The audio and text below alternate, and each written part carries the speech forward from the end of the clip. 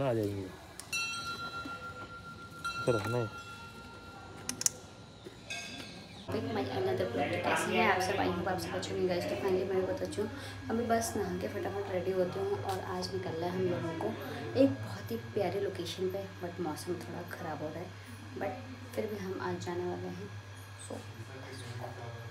So guys, सबसे पहले morning में सो के उठ के हमारा यही काम था कि इस गाड़ी को पूरा जी भर के खाना खिलाना, मतलब पूरा फुल पेट्रोल करा दिया। और वेदर बहुत ही ज़्यादा ख़राब था, पर हमारा घूमने का जो टाइम है, क्रेज़ है, वो हमारा ख़त्म नहीं होना चाहिए। देखो, घूमने के लिए यही उम्र है जो घूम सकते हैं। उसके बाद क्या था, सब लोगों ने रेन कोट पहना और निकल गया अपने न्यू लोकेशन पे। तो लोकेशन देखो, आप देख ही रहे होंगे। आधे रास्ते पहुँचने के बाद आपको देहरादून का सबसे बिगेस्ट मॉल दिखने वाला है, जिसका नाम है मॉल ऑफ देहरादून। तो यहाँ से 5 मिनट रुके। 5 मिनट रुकने के बाद पूरा वीडियो कैप्चर किया। कैप्चर करने के बाद मेरा फेस देखो, इतना गंदा हो रखा था, ऐसा लगता नहाया भी नहीं है, मुँह भी नहीं धोया। उसके बाद क्या था, डोईवाला पहुँचने के बाद हमें मिली एक झोपड़ी, बहुत ही प्यारी लोकेशन, जहाँ पर हमने क्या किया, चाय पानी पीने के बाद थोड़ा सा 5 या 10 मिनट रेस्ट करने के बाद निकल गए। और ये झोपड़ी में बैठ के चाय पीने के लिए लोग यहाँ तरसते हैं। और हमारे यूपी में यही चीज़ें होती हैं, यही झोपड़ी होती है, यहीं पे ऐसे बनाते हैं। तो गाइस क्या था, यहाँ से फटाफट चाय वगैरह हमारे कम से कम 20-25 मिनट के अंदर चाय आ गई थी हम सब ने। फिर उसके बाद क्या था, फटाफट चाय आ गई, चाय पीते ही फिर निकल गए। और ऐसा हुआ कि गाइस जिस लोकेशन पे जा रहे, जहाँ पर जा रहे, पहले तो वहाँ धूप थी, और जैसे ही हम लोग वहाँ एंटर कर रहे वैसे ही बारिश आ जा रही। तो मतलब इसका मतलब था कि आज के दिन हम सब पनौती थे, हम लोगों ने ऐसा अपने आप को मान लिया था। तो फाइनली गाइस, लोकेशन पे पहुँचने से पहले मैं बता दूँ कि कौन सी लोकेशन है। आप लोगों ने देख के आइडिया लगा ही लिया। तो हम लोग जाने वाले थे हरिद्वार। और मैं तो वैसे ऑलमोस्ट गई हूँ, बट मुझे इतना अच्छे से वहाँ के बारे में पता नहीं। तो भाई लोग भी सब लोग गए थे और भाभी लोगों को हमें वहाँ पर घुमाना था। तो हम जैसे वहाँ पर पहुँचे तो सबसे पहले हम लोगों ने एक चीज़ देखी कि वहाँ पर जहाँ से हम लोग अपने घर से निकले थे, तो इतनी बारिश थी और इतना ट्रैफिक था। और वहाँ जाके देखा तो इतनी गर्मी, सड़ी हुई गर्मी थी। पर कोई नहीं गाइस, क्या करना था, अपना सामान उठाया और हम नीचे निकल पड़े हर की पौड़ी पे पहुँचने तक ऐसा हो गया कि बस जाओ और डुबकी लगा दो, इतनी गर्मी हो गई थी। तो और क्या था, वहाँ का गाइस पानी बहुत ही ज़्यादा चिल्ड था, एकदम जैसा फ्रिज में रखते हैं ना बर्फ़ जमाने के लिए, वैसा था। तो यहाँ से तो मैं अपना गर्म कपड़े पहन के गई थी, और भैया लोग तो सब निक्कर में गए थे, भाभी भी टी शर्ट वगैरह। फिर वहाँ पहुँचते सबसे पहले हम नीचे उतरे और अच्छी सी लोकेशन ढूंढी जहाँ पर हम लोगों को सामान रखना था अपना। और यहाँ पर इस लोकेशन पे हर की पौड़ी में तो मैं बहुत कम ही आई हूँ वैसे। बाकी मैं नॉर्मल लोकेशन पे हरिद्वार में ही नॉर्मल जगह पे घूमती हूँ, ये मेन होता है। तो यहाँ पर तो मैं पहली बार ही आई थी। और यहाँ पर आते ही देखा सबसे पहले जो गंगा मैया हैं, शायद आई होप गंगा मैया ही हैं जो उसमें बैठी हैं, और मगरमच्छ के ऊपर। तो यहाँ पर हम लोगों ने क्या किया, फिर क्या था, जिन लोगों को नहाने से डर लगता है वो लोग भी पानी में घुस के डुबकियाँ लगा रहे थे और बिल्कुल अपने 6 पैक को देख रहे थे। और वैसे भी पैक वगैरह सूख गया था, इनका स्वेलिंग आ गई थी। तो यहाँ पर मस्त, और मेरे भाई को तो अलग ही क्रेज़ रहता है, अलग ही चरस चढ़ी रहती है।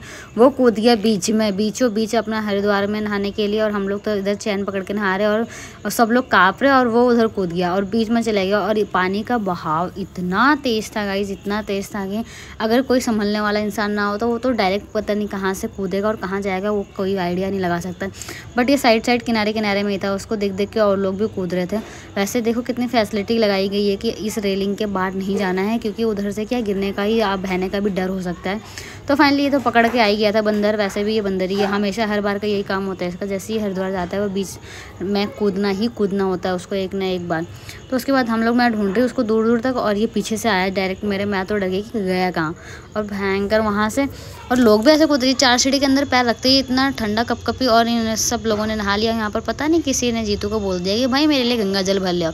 हमने तो भाई लिया नहीं था, क्योंकि हमारे घर में बहुत ज़्यादा स्टॉक में रखा है। फिर क्या था, नहा धो के एकदम मस्त तैयार हो के यहाँ कपड़े चेंज करने के लिए भाई साहब यहाँ 10 से 15 मिनट हम लोगों को टाइम लगा। इन लोगों ने तो सबने अपना बाहर कर दिया। उसके बाद हम लोग क्या था, जब ये लोगों का कपड़े उपड़े चेंज हो गए, सब लोग हमने लगा दिया, तो हम लोग भी निकल गए नहा धो के कपड़े उपड़े चेंज करके। फिर यहाँ पर करनी थी हमको गंगा जी में फूल और दीपक वगैरह विसर्जन। तो वो हम तो ध्यान से निकल गया कि इसे पहले करना था। तो ये बस अब दूसरे साइड पे जाते हैं जिधर पे थोड़ा कम लोग नहा रहे, नहीं तो क्या होता है, जो नहा रहे लोग उन्हीं के ऊपर चल जाएगा। तो उसके बाद हम लोग वो करके फिर अपना तैयार व्यार हुए, हेलमेट वेलमेट लगाए, निकल गए। एक ऐसी लोकेशन ढूंढी जहाँ पर हमें करनी थी पेट पूजा करने में थोड़ा सा 10 से 15 मिनट लगे हमारे को। और उसके बाद ये आ गया था हमारा पनीर मिक्स वेज एंड रोटी सैलेड और मट्ठा। और उसके बाद सब कुछ दबा के खाने के बाद निकले हम लोग एक और नई लोकेशन पे जो बहुत ही ज़्यादा प्रिटी थी और वो आते हुए रास्ते में पड़ती है। तो हमने सोचा इसको मिस क्यों करना है, यहाँ पर भी चले जाते हैं। और वैसे भी अपने गाड़ी से जाने का मज़ा यही होता है कि जिस लोकेशन पे आपको जाना है सोचने समझने की ज़रूरत नहीं होती है, सीधा निकल पड़ो, मन होना चाहिए। तो साथ ही साथ रास्ते में हमें इतने सारे प्यारे प्यारे क्यूट क्यूट बंदर दिखे जिसे देखते ही ये लोग क्या बोलते हैं, तेरा भाई यहाँ पर क्या कर रहा है। तो गाइज़ ये है लक्ष्मण सिद्ध। यहाँ पर वैसे तो मैं आती रहती हूँ, 1-2 बार आई हूँ, बट यहाँ पर मैंने जब आज देखा कुछ अलग ही देखा। यहाँ पर नीचे आपको इतने सारे येलो कलर की छोटी छोटी बटरफ्लाइज देखने को मिलेगी जो बहुत ही प्रिटी है। ये उड़ती भी नहीं है नीचे, जैसे आप लोग उसके पास जाओगे वैसे उड़ेगी। और मैंने वहाँ पर 2-4 फ़ोटो शूट कराया। फिर उसके बाद यहाँ पर हाथ वाथ धोया, नलका लगा रखा था उन्होंने। पानी खोलने के बाद सब लोगों ने अपना हाथ पैर धोया। उसके बाद हम लोग अंदर मंदिर में जाने लगे। तो वैसे शाम का टाइम हो गया था तो प्रसाद वसाद तो थोड़ा चढ़ाया। उसके बाद हमें वहीं से प्रसाद मिला।